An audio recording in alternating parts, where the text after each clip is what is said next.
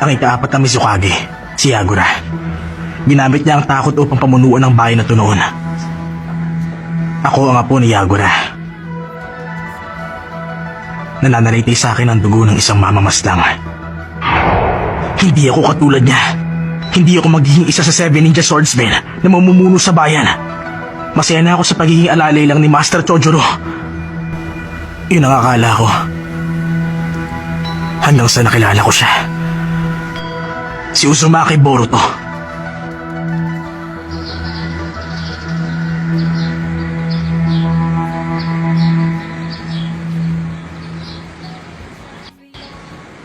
Yung tungkol po sa pagsubok para sa Hirame Pere.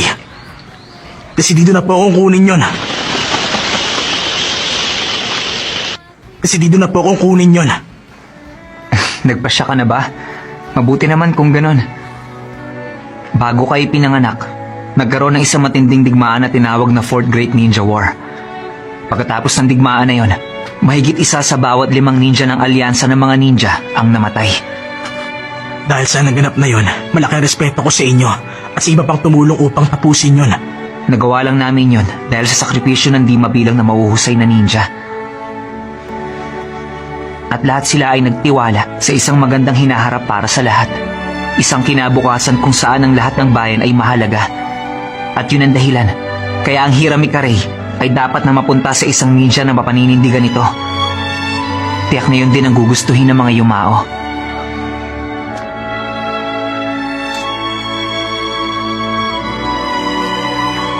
Kinararangal kong tanggapin to.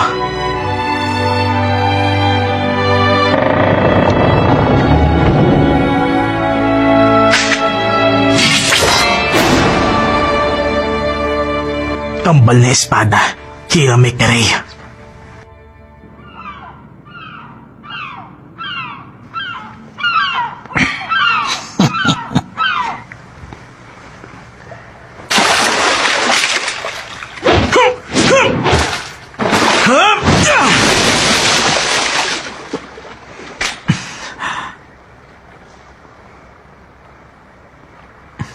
Ang ganda ng espadang yan ah! Ano ba yon? Gabi na pinatawag mo pa ako. Pasensya ka na. Gusto ko kasi ikaw ang unang makakita na hawak ko na to. Ha? Kanino man ipagkatiwala ng bayan ng espadang to, ipinagkakatiwala rin sa kanyang kinabukasan ng bayan. Boruto, salamat sa'yo. Nakapagdesisyon na ako. Ikaw naman, wala naman akong ginawa eh. Hindi. Nagsabi ka ng totoo. Hindi mahalaga kung anong dugo at lahi ko. At ako lang ang makakapili kung paano ako mabubuhay. Yon, mabuti kung ganun. Kung ikaw ang magiging leader dito, nasa mabuting kamay ang bayan ninyo. Sana lang kayanin tong responsibilidad na yun. Garantisado yun, kaya magtiwala ka lang. Kayang-kaya mo yun, ikaw pa. Bakit pag ikaw nagsasabi, parang ang daling paniwalaan? Kakaiba? Alam mo kasi, mahusay akong kumilatis ng tao.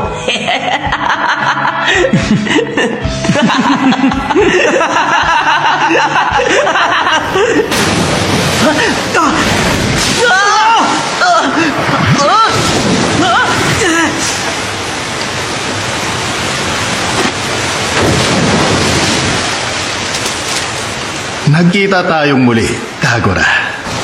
Ikaw si... Anong ginagawa mo? Si Shizuma! Kumusta, Kagura? At sa'yo rin, Uzumaki Boruto. Ha? Hindi ba ikaw yung lalaki sa pier? Ako si Hoshigaki Shizuma. Mukhang inabala kayo ng mga tauhan ko kahapon. Pasensya na kayo. Kung ganon yung mga kumidap kay Denki, mga tauhan mo pala sila? Wala eh.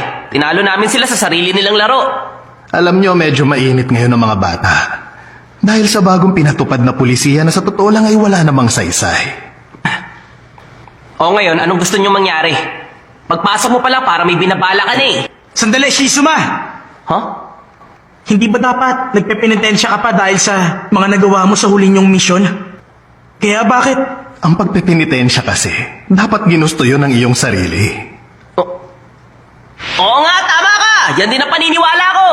At bukod pa ron, hindi magtatagal, hindi na natin kailangan pang sundin ang Mizukage. Ha? Anong ibig mo sabihin? Ano pa nga ba? Panahon na para lumaban at bawiin ang ating nawalang dignidad. Shizuma. Sabihin mo nga, nababaliw ka na ba talaga o inaanto ka lang?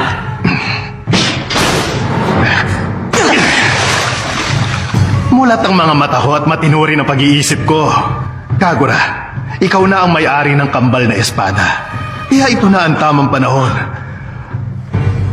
Patayin natin ang anak ng Hokage at magsimula tayo ng digmaan. Anong pinagsasasabi mo? Hindi magkakaroon ng digmaan! Tama siya, Shizuma. Nababalik pa lang ng kapayapaan sa mundo nating mga ninja. At bala kong gamitin ang espadang to para ipaglaban yun. Anong kapayapaan? Pinaglalaruan ka lang ni Mei, Terumi at Chojuro at naniniwala ka naman sa kanila. Isang mabutit marangal na tao si Master Chojuro. Sa isang bayan na noon ay puro kaguluhan, pinipilit niyang panatilihin ang kapayapaan. Isang malaking palabas lang ang lahat ng yon. Ang Chojuro na yon, sino man ang hindi sumasang-ayon sa pamamaraan niya, binabalak niyang patahimikin at iligpit. Imposible! Napakarami pa ring mamamayan ang naghihirap dahil sa naging epekto ng huling digmaan. Huwag mong sabihin hindi mo alam. At alam ko rin na ikaw, Kagura, ang nakaranas ng pinakamatinding paghihirap sa bayan natin.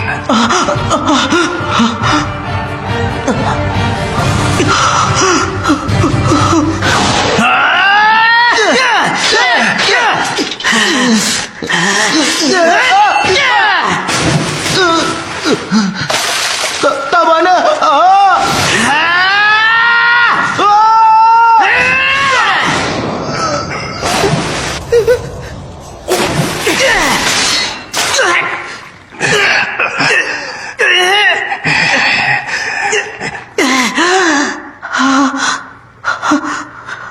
Tama na, Kagura. Sapat na ang ginawa mo.